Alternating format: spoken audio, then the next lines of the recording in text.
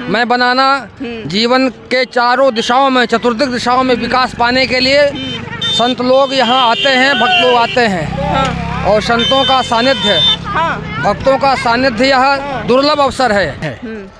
और संत महापुरुष जो है यहाँ आ चुके हैं। भक्तों का, संतों का समागम ही महाकुंभ है। यह 12 वर्ष में यह अवसर मिलता है। और यह जो महायोग अभी वर्तमान में है, यह 144 वर्ष का महायोग है। स्वयं को समझे और संभाले, हम स्वयं को समझ लें, संभाल लें, इसी से हमारा सब काम बन जाएगा। हम दूसरों को समझने संभालने में लगे रहते हैं, इससे उलझन बढ़ती है। नमस्कार, मैं आरती। आप देखना शुरू कर चुके हैं निष्कर्ष भारत। देखिए, अभी हम महाकुंभ में आ गए हैं। आपको पता भी होगा 144 वर्ष में ये एक बार लगती है, तो जिसके भी ज़िंदगी में ये कुंभ आएगी वो पहली और आखिरी कुंभ साबित होगी। इस दौरान आज हम गंगा में स्नान करने आए हैं। कल इसी तरह की तस्वीरें हम आपको संगम की भी दिखाएंगे। आज गंगा स्नान को आपको दिखा रहे हैं। भक्तों के लिए जो ये ताता लगी हुई है, मैं एक तरह से दिखा देना चाहती हूँ। अभी हम लोग भी जाएंगे और गंगा में बाकायदा डुबकियाँ लगाएंगे। तो ये जो पुल जो बनी हुई है, मैं आपको साफ तस्वीरें दिखा सकती हूँ।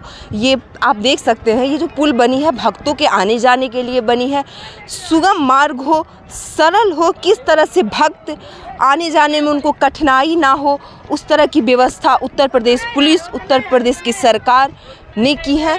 और योगी जी के राज्य है यहाँ पे, आप लोग जानते होंगे, योगी जी मुख्यमंत्री हैं। मैं आपको साफ तस्वीरें बोलूँगी अपनी सहयोगी से कि ये सारी कैप्चर करिए। ये गंगा की तस्वीरें हैं, मैं आपको दिखा देना चाहती हूँ। ये गंगा की तस्वीरें हैं और अभी भक्तों को आप देख सकते हैं। उधर अगर मैं विजुअल आप लोगों को दिखाऊँ तो उधर भक्त जो है वो लगे हुए हैं।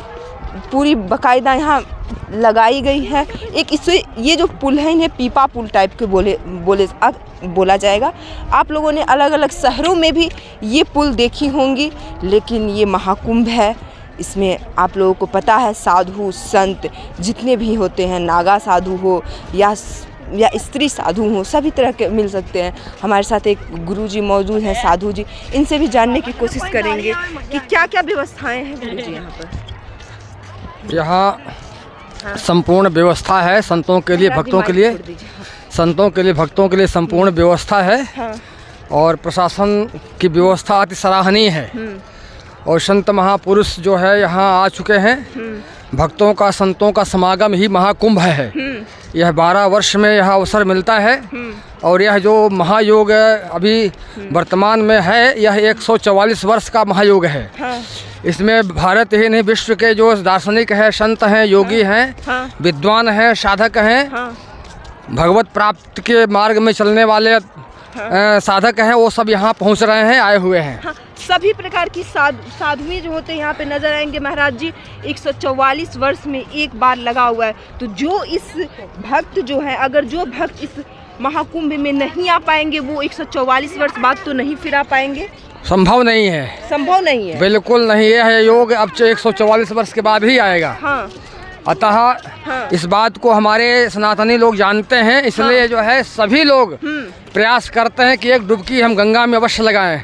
और दूसरी महत्वपूर्ण बात यह है कि संगम से 5 किलोमीटर, 5 कोस यानी 15 किलोमीटर चारों तरफ इस संगम का स्नान का ही महत्व है। कहीं भी स्नान करेंगे वही पुण्य मिलेगा। संगम क्षेत्र का जो दायरा है, यहाँ से लगभग 10-15 किलोमीटर चारों तरफ कहीं भी हम स्नान करेंगे वही पुण्य मिलेगा।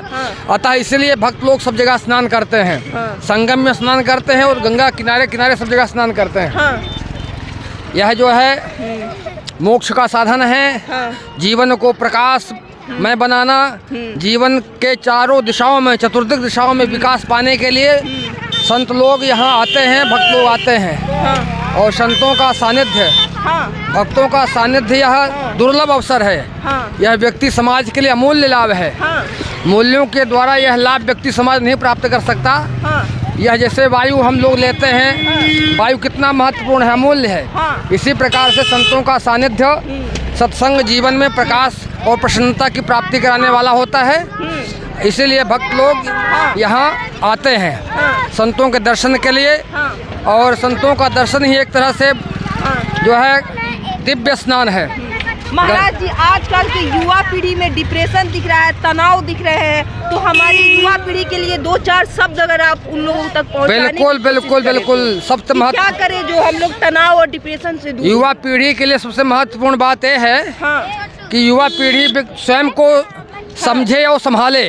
हाँ हम स्वयं को समझ लें, संभाल लें, हाँ। इसी से हमारा सब काम बन जाएगा। हाँ। हम दूसरों को समझने संभालने में लगे रहते हैं, हाँ। इससे उलझन बढ़ती है। हाँ। अगर जीवन में सुलझन चाहिए, प्रकाश चाहिए, प्रसन्नता चाहिए, विकास चाहिए, हाँ तो हमको स्वयं को समझना होगा और स्वयं को संभालना होगा। हाँ। यही एक साधन है। स्वयं के लिए क्या क्या करें महाराज जी? स्वयं के लिए मान लीजिए मन, वाणी, शरीर, हाँ इनका हम सदुपयोग करें, हाँ। इनको अनुशासित रखें, हाँ। यही स्वयं को समझना संभालना है। हाँ। मन को समझ गया, संभाल लिया, वाणी को समझ लिया, संभाल लिया, हाँ।